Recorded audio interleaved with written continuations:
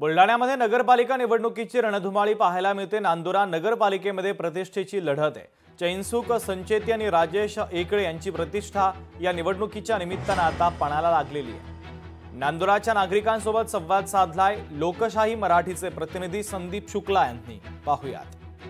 नगरपालिकेच्या रणधुमाळीला सुरुवात झालेली आहे आणि आपण या ठिकाणी आहोत बुलढाणा जिल्ह्याच्या नांदुरा या ठिकाणी।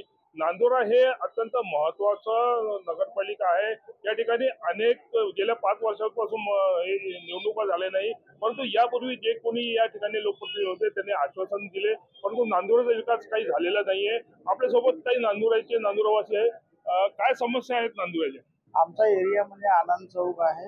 तर कित्येक वर्ष झाले आम्ही लोक नगरपालिकेचं कोणतंही बिल आमच्याकडे थकीत नाही, कोणतीही घरपट्टी नाही, पाणीपट्टी नाही, परंतु अद्यापही आमच्या एरियामध्ये पिण्याच्या पाण्याची अजूनही समस्या आहे।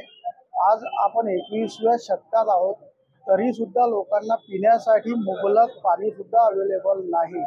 ही समस्या सर्वात मोठ्या प्रमाणात आम्हाला भेडसावत आहे। आमदार साहेबांनी विकास केलेला आहे पहिले, तसे आमचे नगराध्यक्ष जे होणार आहे त्यांना मी विकास करायला पाहिजे, आमची अशी इच्छा आहे त्यांना। आणि नगराध्यक्ष कसा पाहिजे तुम्हाला? आम्हाला एका कॉलवर येऊन, जसे एका कॉलवर कोणी बी येऊ शकते आमच्यासाठी गरीब जनतेची सेवा करायला म्हणजे तत्पर असणारे असे आमदार नगराध्यक्ष पाहिजे। तुला काय वाटतंय, काय समस्या आहे नांदुराच्या? समस्या तर सध्या काही नाही आहे, पण काय पाणी पुरवठा पाणी येते का नियमित नांदुरामध्ये? पाणी नेहमी येते, थोडं लेट होते कधी कधी। आणि साफसफाई कचरा वगैरे? हो, आता सध्या साफसफाई बरीच आहे, पण तरी आम्हाला असं हवं आहे की बा आमचा जो मदत करेल नेहमी अर्ध्या रात्री जो आपला हजर राहील असा आम्हाला नगर अध्यक्ष हवा आहे नांदुरासाठी। सामान्य माणूस त्यांना नगराध्यक्ष म्हणून अपेक्षित आहे। लोकशाही मराठीसाठी संदीप शुक्ला, नांदुरा, बुलढाणा।